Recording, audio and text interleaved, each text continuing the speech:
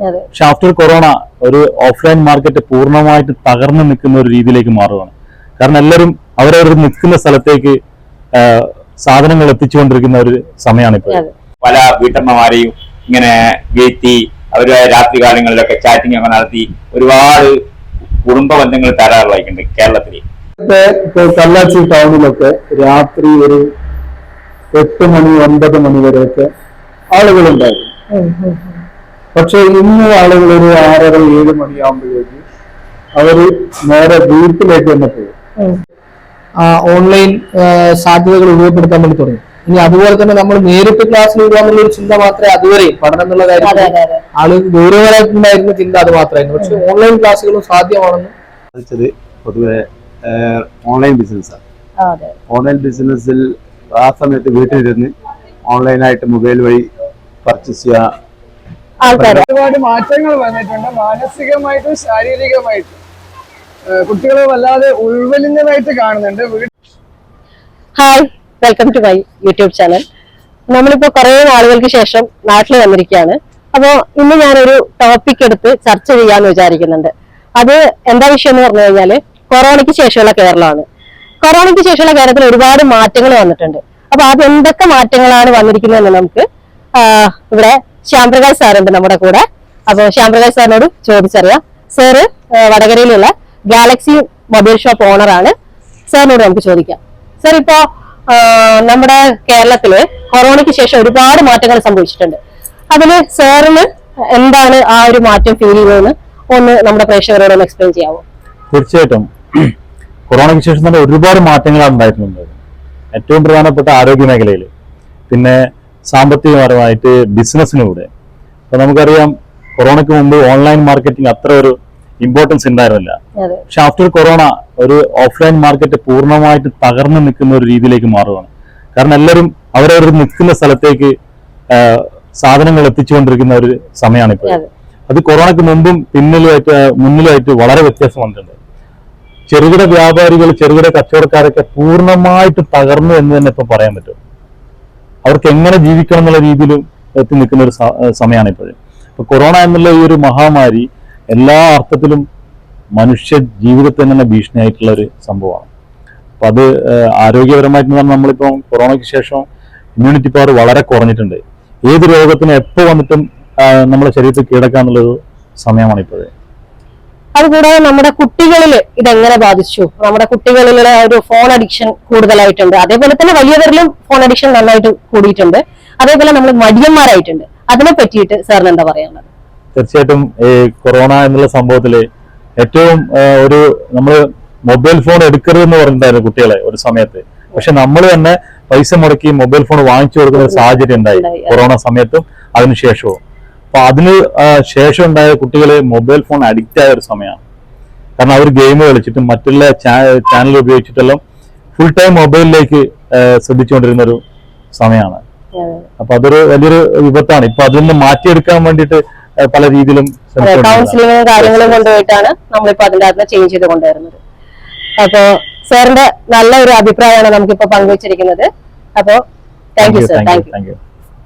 നമ്മുടെ ഈ ഒരു ടോപ്പിക്കിനെ കുറിച്ചിട്ട് നമുക്ക് നമ്മുടെ കൂടെ മോഹനേട്ടനുണ്ട്. അപ്പൊ മോഹനേട്ടനോട് കൂടുതൽ ഡീറ്റെയിൽസ് ചോദിച്ചറിയാം. മോഹനേട്ടൻ ഈ ഒരു സമൂഹത്തിൽ എന്തൊക്കെ മാറ്റങ്ങളാണ് വന്നിരിക്കുന്നത് മോഹനേട്ടൻ ഒന്ന് എക്സ്പ്ലെയിൻ ചെയ്യാമോ? അതായത് കൊറോണ ഉള്ള കാലഘട്ടത്തില് ഈ മൊബൈൽ ഫോണ് യുവാക്കളൊക്കെ വളരെ കൂടുതലായിട്ട് ഉപയോഗിച്ചിട്ടുണ്ട്. പിന്നെ നമ്മുടെ നാട്ടില് ഈ കല്യാണം കഴിക്കാത്ത ചെറുപ്പക്കാർ ഒരുപാട് കൂടി വരുന്നുണ്ട്. അപ്പൊ അവര് പല നമ്പറുകളും ഇതും ഇങ്ങനെ വെറുതെ തന്നെ മൊബൈലിൽ ഇങ്ങനെ ഇട്ടിട്ട് ഇങ്ങനെ കറക്കി പല വീട്ടമ്മമാരെയും ഇങ്ങനെ വീഴ്ത്തി അവര് രാത്രി കാലങ്ങളിലൊക്കെ ചാറ്റിംഗ് ഒക്കെ നടത്തി ഒരുപാട് കുടുംബ ബന്ധങ്ങൾ തകരാറിലായിട്ടുണ്ട് കേരളത്തില്. ഇപ്പം ഇപ്പൊ 2-3 വർഷം കൊണ്ട് ഒരുപാട് വീട്ടമ്മമാർ കുട്ടികളെ വരെ ഉപേക്ഷിച്ചിട്ട് പല ആൾക്കാരുടെ കൂടെയും ഒളിച്ചോടി പോയിട്ടുണ്ട്. അങ്ങനെ ഉള്ള ഒരു കാലഘട്ടമാണ്. അതിനൊക്കെ മാറ്റം വരണമെങ്കിൽ ഈ സൈബർ സെല്ലുകാരൊക്കെ വിചാരിച്ചു കഴിഞ്ഞാൽ ഇങ്ങനെയുള്ള വിരുദ്ധന്മാരൊക്കെ പിടിച്ചു മാറ്റാനൊക്കെ പറ്റും. അപ്പൊ നമ്മളോടൊപ്പം ഇന്ന് അഡ്വക്കേറ്റ് രാഹുൽ രാജ് സാറാണുള്ളത്. അപ്പൊ സാറിനോട് ഈ ഒരു വിഷയത്തെ കുറിച്ചിട്ട് കൂടുതൽ കാര്യങ്ങൾ നമുക്ക് ചോദിച്ചറിയാം. സാർ, ഇപ്പൊ നമ്മുടെ വിഷയം എന്ന് പറയുന്നത് കൊറോണയ്ക്ക് ശേഷമുള്ള കേരളമാണ്. അപ്പൊ എന്തൊക്കെ മാറ്റങ്ങളാണ് സാറിന്റെ ഒരു അഭിപ്രായത്തില് ഈ ഒരു സമൂഹത്തില് അല്ലെ നമ്മുടെ ലൈഫ് സ്റ്റൈലൊക്കെ വന്നിരിക്കുന്നത് എക്സ്പ്ലെയിൻ ചെയ്യാമോ? കൊറോണയ്ക്ക് ശേഷം എന്ന് പറയുമ്പോൾ കുറച്ചു കാലം ലോക്ക്ഡൌൺ ആയി. ലോക്ക്ഡൌണിന്റെ ഭാഗമായി നമ്മുടെ സാധാരണ മനുഷ്യന്റെ ജീവിതത്തിൽ കുറെ മാറ്റങ്ങൾ വന്നു. അതിലൊരു പ്രധാനപ്പെട്ട മാറ്റം എന്താന്ന് പറഞ്ഞു കഴിഞ്ഞാൽ കുറച്ചുകൂടി ആരോഗ്യ സംബന്ധമായി കുറച്ചുകൂടി നാട്ടിലുള്ള ആളുകൾ എന്ന് പറഞ്ഞാൽ റൂറൽ ഏരിയയിൽ താമസിക്കുന്ന ആൾ കുറച്ചുകൂടി അവെയർ ആവാൻ വേണ്ടി തുടങ്ങി. കോവിഡിന്റെ സമയത്ത് കൈ കഴുകുക, അതുപോലെ തന്നെ സാമൂഹ്യ അകലം പാലിക്കുക എന്നൊക്കെ പറഞ്ഞു കഴിഞ്ഞാൽ അവർക്ക് ആ സമയത്താണ് ഇതൊരു ആരോഗ്യപരമായി ഒരു മുൻകരുതലാണ് എന്നുള്ള കാര്യം സാധാരണ മനുഷ്യർക്ക് ബോധ്യപ്പെട്ടതും ഇങ്ങനെയൊക്കെ രോഗം പകരാൻ സാധ്യതയുണ്ട് എന്നുള്ള കാര്യം ബോധ്യപ്പെട്ടു. സാധാരണ മനുഷ്യന്റെ ഒരു ധാരണ എന്ന് പറഞ്ഞു കഴിഞ്ഞാൽ പനി പകരുക എന്നുള്ള പനിയുള്ള ആളുടെ നേരിട്ടുള്ള സമ്പർക്കം വഴി മാത്രം. അതുപോലെ തന്നെ പകർച്ചവ്യാധികൾ പ്രധാനപ്പെട്ട എന്തെങ്കിലും കാര്യങ്ങളുണ്ട്. ഇപ്പം നമ്മുടെ ചിക്കൻ ബോക്സ് പോലത്തെ മാത്രമാണ് ആളുകൾക്ക് കുറച്ചുകൂടി ധാരണയുള്ള അസുഖങ്ങൾ. പക്ഷെ ഇങ്ങനെ എല്ലാവരെയും കൈ ക്ഷയിക്കാണ്ട് കൊടുക്കുന്നത് വഴി അതുപോലെ തന്നെ വായുവിലൂടെയൊക്കെ രോഗം പകരുന്നു. ഇതൊക്കെ കുറച്ചുകൂടി ശ്രദ്ധിക്കേണ്ടതാണെന്നുള്ള ഒരു അവബോധം ആരോഗ്യരംഗത്ത് സാധാരണ മനുഷ്യർക്ക് വന്നു. അതോടൊപ്പമുള്ള കാര്യം എന്താന്ന് പറഞ്ഞു കഴിഞ്ഞാൽ പിന്നെ വിദ്യാഭ്യാസ മേഖലയിൽ മാത്രമല്ല എല്ലാ മേഖലയിലും ഒരു ഓൺലൈൻ രൂപത്തിലുള്ള ഒരു കടന്നുകയറ്റം വ്യാപകമായിട്ട് വന്നു. ഇപ്പൊ വിദ്യാഭ്യാസ മേഖലയിലാണെങ്കിൽ നേരത്തെ ക്ലാസ്സിലിരിക്കുക, പഠിക്കുക, ഇനി അത്യാവശ്യം റെഫർ ചെയ്യണമെന്നുണ്ടെങ്കിൽ നമ്മൾ ലൈബ്രറി പോവുക, നേരിട്ട് പുസ്തകം എടുക്കുക എന്നുള്ളത് മാത്രമായിരുന്നു സാധാരണ വിദ്യാർത്ഥികളുടെ ചിന്ത. എന്നാൽ ഈ കോവിഡിന് ശേഷം കൂടുതൽ ഓൺലൈൻ സാധ്യതകൾ ഉപയോഗപ്പെടുത്താൻ വേണ്ടി തുടങ്ങി. ഇനി അതുപോലെ തന്നെ നമ്മൾ നേരിട്ട് ക്ലാസ്സിൽ പോകുക എന്നുള്ളൊരു ചിന്ത മാത്രമേ അതുവരെയും പഠനം എന്നുള്ള കാര്യത്തിൽ ആള് ഗൗരവമായിട്ടുണ്ടായിരുന്ന ചിന്ത അത് മാത്രമായിരുന്നു. പക്ഷെ ഓൺലൈൻ ക്ലാസ്സുകളും സാധ്യമാണെന്ന് കുറച്ചുകൂടി നന്നായി എന്ന് പറഞ്ഞു കഴിഞ്ഞാൽ നമുക്ക് വിദൂരതയുള്ള ക്ലാസ്സുകളൊക്കെ കുറച്ചുകൂടി നന്നായി ഓൺലൈൻ ക്ലാസ്സുകൾ അറ്റൻഡ് ചെയ്യാൻ വേണ്ടി പറ്റും എന്നുള്ളൊരു ധാരണ വന്നു. അതിനുശേഷം ഓൺലൈൻ ക്ലാസ്സുകൾക്ക് കുറച്ചുകൂടി പ്രാധാന്യം കൂടി. അതുപോലെ തന്നെ ഓൺലൈൻ വായനകൾ, അങ്ങനെ കുറേ പ്രാധാന്യം കൂടി. എന്ന് പറഞ്ഞാൽ മൊബൈൽ ഫോണിൻ്റെ പൊതുവെയുള്ള ഉപയോഗം അതുപോലെ തന്നെയാണ് നമ്മുടെ ഈ മേഖലയിൽ വന്നത്. അതായത് നിത്യോപയോഗ സാധനങ്ങൾ ഉൾപ്പെടെ വാങ്ങുന്നത്. ഹോം ഡെലിവറി കൂടുതലായി ഈ നമ്മുടെ പിന്നെ ഉപഭോക്തൃ മേഖലയിലെടുത്ത് പരിശോധിക്കുമ്പോൾ ഓൺലൈൻ പർച്ചേസിങ്ങും ഹോം ഡെലിവറിയും കൂടുതലായിട്ട് വരുന്നത് ഈ കോവിഡിന് ശേഷം. ഇതൊക്കെയാണ് നമുക്ക് പൊതുവേ കാണാനുള്ള മാറ്റങ്ങൾ. പിന്നെ ഒരു കാര്യം എന്താണെന്ന് പറഞ്ഞാൽ നമ്മൾ ശ്രദ്ധിക്കാത്തൊരു കാര്യം, നാട്ടിലെ ഒരു 10-40 വയസ്സ് കഴിഞ്ഞ ചെറുപ്പക്കാർ പൊതുവെ കളിസ്ഥലങ്ങളിലേക്ക് ഇറങ്ങാത്തൊരു പ്രവണത തന്നെ. കോവിഡിന്റെ സമയത്ത് ഒളിച്ചും പാത്തും കളിച്ച ആളുകൾ പിന്നീട് കളിക്കാൻ പറ്റും എന്ന് പറഞ്ഞു കഴിഞ്ഞാൽ കുറച്ചുകൂടി ഒരു 10-40 വയസ്സ് കഴിഞ്ഞ ആളുകളൊക്കെ ഈ കളിയിലേക്കും കാര്യങ്ങളിലേക്കും കുറച്ചുകൂടി എൻഗേജ്ഡ് ആയി എന്ന് നമുക്ക് കാണാൻ വേണ്ടി പറ്റും. ഇതാണ് പൊതുവെ കോവിഡിന് ശേഷമുള്ള ഒരു മാറ്റം ഒറ്റ നോട്ടത്തിൽ നമുക്ക് വിലയിരുത്താൻ പറ്റും. അൽമസാക്കിൻ ടെക്സ്റ്റൈൽസിലാണ്.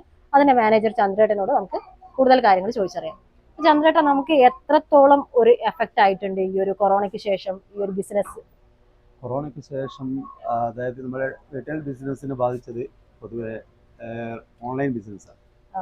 ഓൺലൈൻ ബിസിനസ്സിൽ ആ സമയത്ത് വീട്ടിലിരുന്ന് ഓൺലൈനായിട്ട് മൊബൈൽ വഴി പർച്ചേസ് ചെയ്യാൻ ചെയ്തിട്ടുണ്ട്. അപ്പോൾ അതിന്റെ ഭാഗമായിട്ട് അതൊരു കണ്ടിന്യൂ, അതൊരു ശീലമായി മാറി. ആ സമയത്താണ് ഓൺലൈൻ ബിസിനസ് സ്റ്റാർട്ട് ചെയ്തത്. പലരും അവർ നന്നായിട്ട് ബിസിനസ് ചെയ്യുന്നുണ്ട്. അതുപോലെ തന്നെ കസ്റ്റമർ പലരും ആ വഴിക്ക് നീങ്ങി. അപ്പോൾ നമുക്ക് എന്താ നമ്മുടെ ബിസിനസ് ചെറുതായിട്ട് കുറവാകുന്നുണ്ട്. അപ്പോൾ ഈ ഓൺലൈൻ ബിസിനസ് ആണ് മെയിനായിട്ട് ഞങ്ങളെ പോലുള്ള ടെക്സ്റ്റൈൽസ് അതുപോലെ തന്നെ മറ്റ് എല്ലാ സാധാരണ കച്ചവടക്കാരെയും ശരിക്കും പറഞ്ഞു കഴിഞ്ഞാൽ നല്ല രീതിയിൽ ബാധിച്ചിട്ടുണ്ട്. അതുപോലെ ഓൺലൈൻ ഈ കൊറോണ സമയത്ത് പല പ്രശ്നങ്ങളും സംഭവിച്ചിട്ടുണ്ട്. മെയിനായിട്ട് ഞങ്ങളെ ബാധിച്ചത് ബിസിനസ്, ഓൺലൈൻ ബിസിനസ് ആണ്. അത് മറ്റു കാര്യങ്ങളും ഉണ്ട്. നമ്മളിവിടെ മറ്റേ നമ്മളോടൊപ്പം ഇപ്പോ മാധ്യമപ്രവർത്തകനായിട്ടുള്ള രാകേഷ് സാറാണ് കൂടെയുള്ളത്. സാറിന് ഈ ഒരു വിഷയത്തെ കുറിച്ചിട്ട് നമ്മളോട് എന്താ പറയാനുള്ളത് നോക്കാം. സാറേ, നമുക്ക് കൊറോണയ്ക്ക് ശേഷം ഇപ്പൊ ഒരുപാട് മാറ്റങ്ങൾ നമ്മുടെ തന്നെ ലൈഫ് സ്റ്റൈലിലും അതേപോലെ തന്നെ സമൂഹത്തിലും വന്നിട്ടുണ്ട്. എന്തൊക്കെയാണ് സാറിന് ഫീൽ ചെയ്തിട്ടുള്ള ആ ഒരു മാറ്റങ്ങൾ ഒന്ന് എക്സ്പ്ലെയിൻ ചെയ്യാമോ? ശരിക്കും കൊറോണയ്ക്ക് ശേഷവും കൊറോണയ്ക്ക് മുൻപും എന്നുള്ള ഒരു ജീവിത ശൈലി തന്നെയാണ് യഥാർത്ഥത്തിന് നമുക്ക് വിലയിരുത്തേണ്ടി വരിക. വലിയ മാറ്റം കൊറോണയ്ക്ക് ശേഷവും പിൻപും നമുക്ക് താരതമ്യം ചെയ്യുമ്പോൾ കാണാൻ കഴിയും. ആളുകളെല്ലാം യഥാർത്ഥത്തിന് ഒരു ഉരുവലിയുന്ന അടച്ചുപൂട്ടപ്പെട്ട ഒരു ലോകത്ത് ജീവിച്ച ഒരു കാലമായിരുന്നല്ലോ കോവിഡ്. ഇപ്പോ ആളുകളിപ്പോ പൊതുവെ കൂട്ടം കൂടി നിൽക്കുന്നതിന് പകരം തനിച്ചിരിക്കാനും ഉരുവലിഞ്ഞിരിക്കാനും അകത്തിരിക്കാനും താല്പര്യപ്പെടുന്ന ഒരു ഘട്ടത്തിലേക്ക് അതെ ഒന്നങ്ങനെ മാറിയിട്ടുണ്ട്.